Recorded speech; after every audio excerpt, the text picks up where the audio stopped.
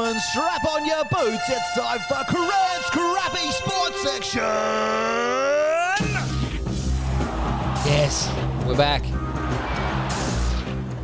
We are back. And I'm glad you've come to your senses. You haven't asked to stand up. No, I just want to. I don't like sitting down for long periods. As I said, I got ADD, so I like to fucking. Yeah, keep okay. moving. I never diagnosed, self-diagnosed. Yeah. And I don't think it's called ADD, isn't it? ADHD? ADHD. No, I've got a different Oh, okay. strain of it. Mine's contagious, Okay. like COVID. Just happened to COVID. So kicking off. Did you want to stand then or not? No. Good, because my calf's too sore. Yeah, well, I thought I'm just worried about your health. Yeah. Spoke about your age and Yep. the fact that you're born BC. So, Yep. Kicking right in. I was going to ask too. I haven't seen it personally, so I assume Channel 7's just messaged the page wanting my details to like host one of the shows or something. Well, or? they've messaged, they've emailed, they've called me. Yeah, okay. I don't even know how they got my number. I thought it might have been that sort of issue that they weren't able to get in touch with me. Yeah. And you didn't want me to go because you don't want me to lose the pod, do you? I fucking well not you go, mate. Because if you go, then I've got no podcast. You think I'm going to sit down and get all this content? I'm going to Google stuff. Fair, sweet. Yeah. This one's a ripper. Channel 7 commentators Nick Rewalt and Hamish McLaughlin couldn't hold back the laughter after a St Kilda fan appeared to pull his hamstring while tossing the coin. Oh, yes. Before Thursday game against everywhere. the Dogs. And it's been like dominated social media in the sports game for quite some time. And I can feel his pain. I really can. And it's clear, like he's not faking it. As he's tossed the coin, he's got... Yeah. You can see him really grab Yep. it. He's right at me. It's probably topped the coin tosses for this year. I mean, I don't know if you remember Shrey when he I think they're from the Marmalade podcast. Shout out to the Marmalade podcast. Yeah, okay. They it's like Checkers and Shrey. He flicked the coin up in the air and Oh yeah, they do that. Yeah, that's been done a few times. Yeah, but he did it at the start of the year. Yep. It might have been the start. It might have been last year, and that was like the best coin toss. Yeah, okay. And then I think this one might have just topped it. Yeah, okay. Yeah. Well, that's what Rewalt wondered if it was a planned prank because he's like, they've been done before. We're looking up long after the coins hit the ground or whatever. But no, old mate done it, and they caught up with him on the next day. Channel 7 door stopped him. And he had bruise on the back of his leg and everything. He's legit done it. But he was a good sport too. They said, how's it? He goes, looks like I'm out for 6 to 7 tosses. He took a bit of a good sport. Yeah, he took her on. Yeah. That's funny as fuck though. Yeah. It is, but the thing is, I feel he wasn't overly big, but he didn't look overly unfit though either. No, he but was that's an age thing. Yeah, possibly. Because he wasn't the youngest man. No. But he certainly wasn't the oldest. He wasn't old, but no. Sir, I was not calling you old. No. But no, I'm feeling his pain because that's what happens with my calf. Yeah, it just went bang. Yeah. You were doing a bit more strenuous activity though. No, I wasn't. I dropped the log, it rolled, yeah. I went to run. Oh, shit. I didn't even run. I was just like, lunged forward. Forgot I haven't done that since grade 10. Yeah. We had a bloke at work. He's only a young fella, and he reckons he has not ran since grade 8. He's literally about 48 kilos, but hasn't ran since grade 8. He would not be able to run from here to the fucking gate. It's a long time. Oh, I wouldn't be able to either. You don't reckon? I couldn't run to a gate. You can run a K? I couldn't run to a gate from the fence. No, I couldn't. I wouldn't be able to run a K without stopping. You don't reckon? Yeah, Even a slow jog? Nope. Really? 100%. I reckon you could. No. Yeah, okay. Not interested in trying either, by the looks of things. No. Don't want to prove myself right. Not something you want to fucking nail down. NBA finals are going to Game 7, Nave. The 7-game series. Pacers smacked the Thunder yesterday to take Game 6 at home, and now it goes back to Oklahoma City for the final, Game 7. I think I have it. I think in part of my parlay bet, I think it's called. Right. You know what a parlay bet is or not? Not really. It's just a multi. Yeah. Anyway. Can you say that then? Well, I was just trying to resonate with the American listener. Righto, yep. All right. I've got Oklahoma City to take the NBA championship in that. Yeah, have you? Yeah, okay. That would have been a strong Unfortunately, GWS is my premiership in AFL, though. That's not going to happen. They won last week. Beat Brisbane, in Brisbane. I can St Kilda won a couple of weeks ago too, mate. But we're not winning the fucking premiership. Mate, the Giants could come. They're good enough to come home strong. Yeah, I don't know. Look, it was a copy bet. You know how on like Sport Bet now you can actually follow people and you can copy. Yeah, it was just one of those. Yeah. Wonder that's not. Do you want to hear it? Do you want to hear the bet or not? Oh, why not? It's your segment.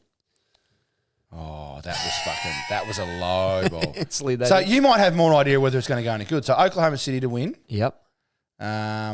Queensland. Oh no, Queensland to win. That's 1-1. It's 1-1. Yeah. True. Yeah, it's 1.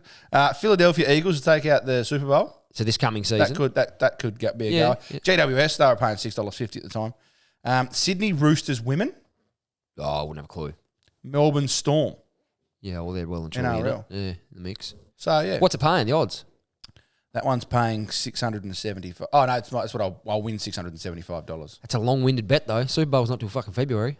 The odds are... I've only put 25 cents on it. The odds are actually $2,700. Couldn't even justify the dollar or the $5 even. So it was 2,700 to 1. Yeah. Oh my god! Imagine it'll probably get up though. Say it gets up, and you'll sit there for everything. Why didn't I put $100 on it? Yeah, I'll be devastated. That's why I don't do them bets, because I get more angry if I do win. You can actually combine. You can combine the pending legs now. It's paying more, $3,752. Oh, and get better odds. Yeah, maybe I'll put $1 on it. Oh, go nuts! You're a bad man. I'll just leave it. It's pretty risky anyway. They're not hugely risky. They're all so tonight though. I'll put a bet on tonight. Mm-hmm. This is paying $3.75. Mm-hmm. Tom De Koning, 15 disposals. Tristan, is it Tristan Sherry? Yeah. 15 disposals. And Adam Sard, 20. Both hiders, but yeah, that's a big chance. That's tonight, is it? Yeah, tonight. Okay. Battle of, today. No, today. Yeah, okay. Yep. Battle of the big men. Yeah. Like, they're the ruckman. Yep. 15 disposals against each other. That's pretty fair. Yeah, very good. Beautiful stuff. But anyway, yeah, so Thunder's still favoured to win, but Pacers smacked them in Game 6, so it's going to be interesting. They've got a few injury issues too, Pacers, so they're still doing a great job. I think they're paying, someone said $80 to $90 at the start of the year to win the championship. And they haven't been paying good odds at all to win a game. Even throughout. Yeah. Because that's the only thing I like about some sports is just to have a little punt on it. Yeah, okay, yeah. Does it make you more interested in it, you find? Like if you have a little bit of a flutter? I don't watch it still. Yeah, you still don't. Yeah, but it makes me far more. I really like betting on college football, and I'm going to do a series of bets on college football for the podcast. Right. So I reckon when that starts again. So all the 11 fans in the nation that follow college football can tune in. Some money. I only put like $20 down a week. That's all I do. But I was up at the end of this, halfway through the season. I was up. Well, if we get a few more sponsors on the pod, you'd be able to put like $20,000 on it. Wow. Yeah. Maybe if Ned's sponsor us, we could run a pot. Yeah, well, there you go. Yeah, you might end up like that guy that owns Mona, that Dave Watt, just be a professional gambler. Is that what he does? Yeah, they've got like a gambling syndicate. It's all mathematicians and all that. How do I get into the syndicate? They've got, be smart to start with. No, I mean, can I invest in it though? I don't reckon he needs to put much outside of money to. Doesn't matter whether he needs it; it's whether he allows it. I don't know, no idea. But that's apparently what they do. They just got and they all over the world. They bet everywhere. They got They even won not them. Sorry, there was another crowd in America. Won a lottery recently because they figured out if they spent X amount on tickets, the odds of winning it was, so they cost them like $20 million to win 30 or something like that. Yeah, okay. So they had this, But if you lose it... You need a little bit of capital, but if you're doing that regularly, and if you've got a better odds of winning than not losing... like if you're doing it regularly, like betting $20 million regularly, I guess, you're going to win $30 million eventually and be down to $900 million. Not to that scale, but I mean different things. But anyway, good listening, Nathan. I just love betting though, Crent. You do enjoy it? Yeah. Yeah, righto. This is one that's been coming a while. I got this email, breaking news. Marnus dropped from the test team for the Windies tour. Everyone's like, it's not breaking news. He should have been gone fucking 18 months ago. He hasn't had a great... Well, he's doing everything right as a top order batsman except scoring runs. So he's doing nothing right.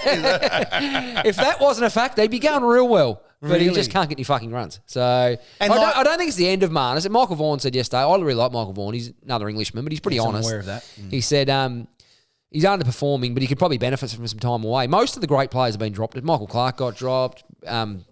Matthew Hayden got dropped. Ricky they all been dropped at some point. So it happens. And that's the thing with cricket; they're going to have form slumps. But you see, this has been a fucking 3-year form slump. You think of Marnus though, when he was playing well, you just look at him and you go, "This guy will never have a form slump." No, he didn't. He's just I think he loves cricket more than anyone that's ever played the game.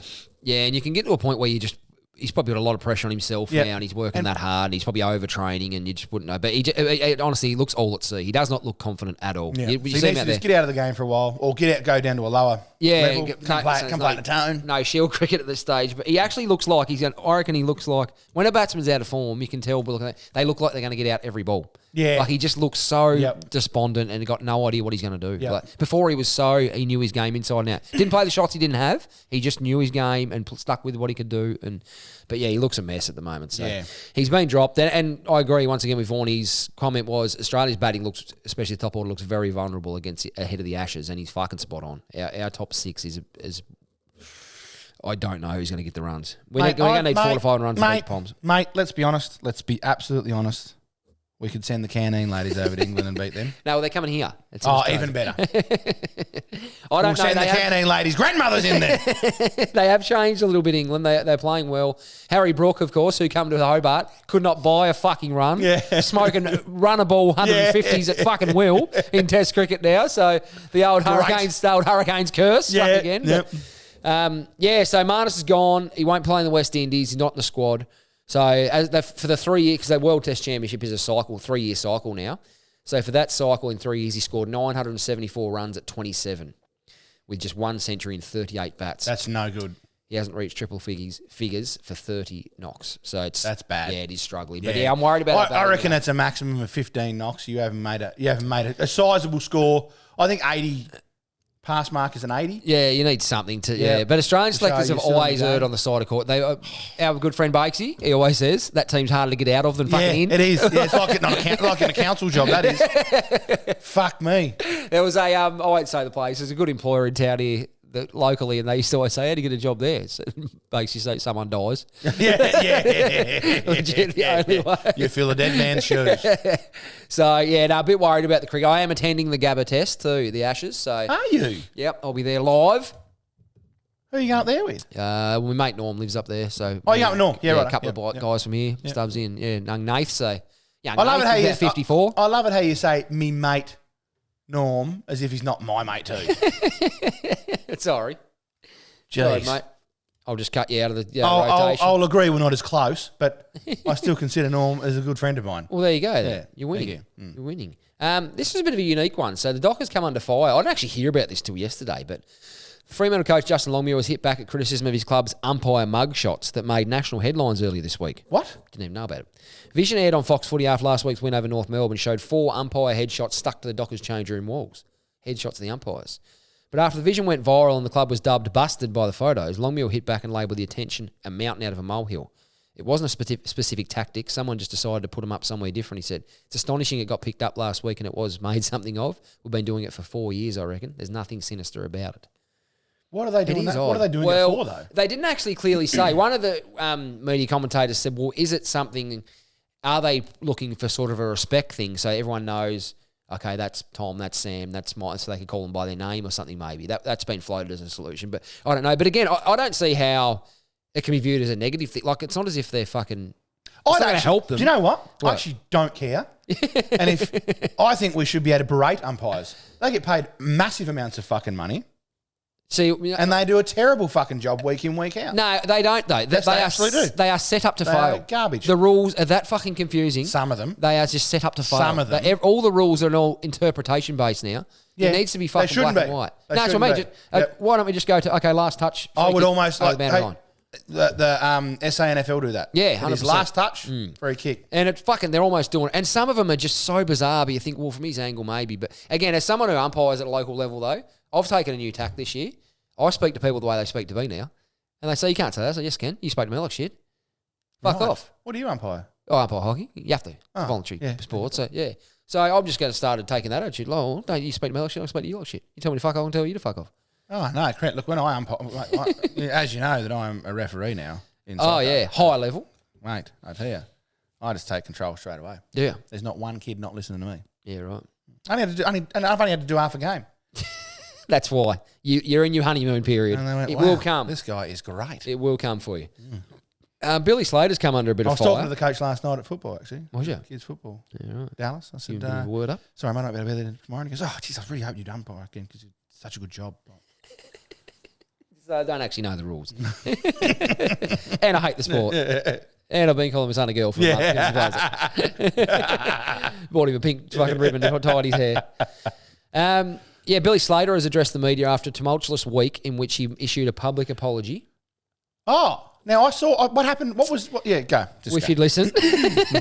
Oh, what happened there? Interrupting. I love interrupting. It's my favourite thing. Over comments referencing the death of Paul Green. Now, Paul Green was an NRL coach. He coached the North Queensland Cowboys, my team, to their only premiership, 2015. He was a former Maroons coach. He lost his life to suicide a couple of years ago. Yeah, that's what I thought that might have been the case, yeah. So he came in for criticism after firing back at former Blues enforcer Aaron Woods, who labelled Slater a grub on Triple M last week about deciding to drop his captain, Daly Cherry Evans, which was over the line. They're saying now Woods was joking, but you don't call someone a grub over a decision to drop someone. Yeah, grub for me is hitting someone. Grub, if you can call it grub nowadays, like it's a pretty low meaningful, level. It's lower than cunt. Mean-spirited. Like, I agree. Cunt's a beauty. Very mean-spirited, yeah. So speaking in a press conference ahead of Game 2, Slater raised the passing of Green in discussing the toll of comments like those made by Woods. Slater orchestrated a win over New South Wales that night, and he told reporters after the match he understood the theatre of state of origin. I know the game, I understand it. So what happened was, where is it here? Woods had a crack at him about dropping Daly Cherry Evans, and he said, "You don't know what people are going through. And although I might be able to handle it, the next person mightn't be. Maybe our last coach didn't." Paul Green was the last Maroons coach. The comment was met with widespread shock with the commentary. Andrew Voss saying on SEN that he believes Slater had made a mistake. I think Billy was out of order, referencing the late Paul Green. He went too far. Maybe he did, but I think it's fair what he's saying. He's trying to stop people from fucking... Because as a person who cops it a lot, and I do, but I put myself in the public light, so whatever. What I'm saying is, though, there is a lot of people that will... They how do I explain this? So he's obviously said something about Billy Slater. Billy Slater wasn't there to defend himself. Yeah, that's right. Yeah. On morning radio, and then he's referenced Paul Green and saying, maybe the last coach didn't, as in, he's now no longer with us. So it's a fair point that people just, and again, I hate that former players are massive complainers about everything that goes on in the media. Retire, get a job in the media, and then just start slating people. I fucking hate that. I just think, well, mate, hang on, you wouldn't like that. Aaron Woods was a good player. He wasn't a superstar. He was a good player. But just to come out and label Billy Slater, who's probably going to be a fucking immortal one day. Yeah, that's it. Yeah. To call him a grub, I think is pretty poor. But again, so Slater come out to apologise. The Green family made a statement, said, look, we probably didn't think it was ideal he mentioned it, but we got a lot of respect for Billy. Let's all just move on, basically, which was a very mature response. Yeah, the family obviously just wanted it to go away. But I just think it's... Yeah, calling someone a grub, you open yourself up for a fair bit of fucking criticism. The Woods should have been prepared for that. Eagles flag hero medically retired by the AFL concussion panel. Jeremy McGovern is finished at AFL level and all levels of football. I did hear that. 33. Yeah, he only played 197 games, which is hard to believe. But he sustained a concussion against Melbourne in round 8. And despite being one of the best defenders in the modern era, his career has now concluded. He won this. I didn't realise this. He won 5 All-Australian Blazers, a club B&F, and he was a key cog in West Coast 2018 Premiership. I didn't remember him being an Australian, to be honest. Well, I remember him winning a couple, but 5's a lot. But look, he probably not invented it, but he was one of the real first emergence of that intercept defender. Yeah, He would take 15 fucking marks a game. Yeah. Like, he was a good player. So that's a real shame. 197 games. Yeah, it would be nice. 200 life membership or 250? 200 AFL life membership, I think. Yeah. I'm pretty sure. But there's also one of them things too, like, you don't always... Mick Moldhouse always says, don't count your games, make your games count. Like, his 197-game career will stack up with a lot of fucking 280s I've seen. Know what I mean? Like, people that just play. Absolutely. Yeah, so you can't always look at that as... Same as like... he was like, we've got to deal with this guy. Yeah, that's right. Same as coaches are always... They say, win-loss percentage. Like Matthew Nicks, for example, at Adelaide, his win-loss percentage is probably fucking 35 or 40. Yeah. But if he can... That club was absolutely fucked when he took it on. Remember the camp thing, post-grand final? All their good players left and wanted out. No one wanted to touch them. If they can win a grand final next 2 or 3 years, I think that is a fucking outstanding effort. And he might finish his career with a 50% win-loss record, know what I mean? Yeah. And it doesn't make him less than a fuck... Like, he's still up there as far as... If he can orchestrate that. Again, they're probably a long way off still, but... I think... Adelaide aren't that far off, mate. No, they pushed Hawthorn down here. They should have won that almost game. Impossible to lose down here. Adelaide should have been 40 points up at half time. They should have been, but let me tell you, that umpiring in the last half was absolutely fucking atrocious, and those umpires do not deserve to fucking umpire again. It was fucking horrendous, mate. Basher, right? Yeah. I am absolutely fucking... Because I do it now, and I umpire now, mate. Yeah. I know the pressures. Yeah, that's... Yeah, well, at a professional level. And I can handle it. Yeah. So these fuckers should handle me hanging over the fence. It was atrocious, mate. There was just free kick Hawthorn. And look, through Hawthorn's premierships, I know I hate them, Yep. This is one of the reasons I hate them. Is because all I ever heard was free kick Hawthorn for the entire year. And that last half, the only reason I watched it was because the young bloke was playing at halftime. Yeah. And I was hoping to get a little snippet of him. Yeah. And I was sort of invested in the game, so I was watching it. And it was a terrible game. And there's the reason why we need a fucking roof on our stadium. And the AFL are not stupid. That game was fucking scheduled purely for, and people saying, "Oh, no, it's not." They said, "Okay, here's a fucking example." Yeah, it was fucking horrible. It was. That was 4 goals each with about 9 minutes to go in the game. Yeah, like that's not a spectacle. Shocker, absolute shocker. And you know what? All the anti-stadium people comment on Facebook. What? Oh, it's a fucking winter sport. Good on you. Okay, it's winter in Melbourne too, and the MCG doesn't have games that finish fucking 42-40. No, they don't. Look, just get the fucking roof. Let's just build me a fucking stadium. That's all I care about. Just build me a stadium. Yep. We've done that. But anyway, I love McGovern's story so much. He nearly got sacked early in his career. It's a great story. So at one stage, he come back from a pre-season. He's always been pretty solid. Oh, Not yeah, a natural big lad. athlete. Yeah. He actually said one day, what would you be doing if you weren't playing footy? So I'd be back in Albury being a fat tradie. That was his response. But he was actually once famously beaten in a time trial by the current West Coast coach, John Horsfeld, who was in his late 40s. Oh, wow. Yeah, okay. Yeah. So he was sent back to the Waffle to train for a while. I still love that. I think, fucking good on you. He's had his summer and thot, oh, fuck it. Yeah, why not? Just let the gas out of a few. And go on. Even Dale Thomas said on the thing last night, said Jeremy McGovern, he said, I'd like to be a beer in the next 12 months in Western Australia. Dale Thomas was the same. Yeah, he loved the beer. Yeah. Absolutely loved the beer. I met him once. He was a really nice guy. Yeah. He comes, okay, Daisy was good. Yeah. Quite fucking tall, isn't he? Yeah, he's taller than me. Yeah. But he came down to watch a Burnie game. It was because he was good friends with Proctor. Clint Proctor when Clint was coaching Burnie. Yep. And he come down, and I was just playing in the twos that year, and for that game, for some reason, we got one of the corporate boxes to watch the seniors, and he just come up and sat with us for the whole game. And really? I talked to him for probably, it was a good half of the game. He just sat there and talked to me. So I love that when you meet them people and they're great blokes. Just like a real good country lad. Yeah. And seemed to be very family orientated. Yeah, cool. Yeah, which is, I think Proctor was as well. Quite family orientated. So most of our generation are. We're the generation that are, I think, though. Yeah, we've come through. Not that the previous haven't. Like my dad's really family orientated, but I love that. So it's cool that he managed to pull that off. So I was saying he's one of us, not a natural athlete. Yeah, one that got out, one that got a chance, and he took it, broke through that glass ceiling and grabbed that brass ring. I was unlucky. Oh, me too. Yeah. Well, 3 in the final from you. Yeah. Oh, that's exactly right. Against the quality Wynyard outfit, rolled them by 3 points. Bit of a controversy around that, though. A couple of blokes from our school was doing the siren. I was led to believe the game went for a little bit longer than really. Possibly. That's a stinker. 20 years on, I got to admit that was the rumour doing the rounds when you weren't happy. But that's a stinker. Anyway, that's about it for sport, Nove. That's it for sport. Got my daughter's dancing this morning. That's sport. Do you want me to walk through that? Do you reckon the listeners are real keen? Hey, daughter's got dancing. Oh, let's go through it. Yeah, absolutely. Let's tell me about it. I don't really know anything about it, so I'll just take her. Oh, if I could press the right buttons here. Oh, you're getting there. It's that one, and I can't see it because it's a bit dusty and the light's coming on. A bit dusty.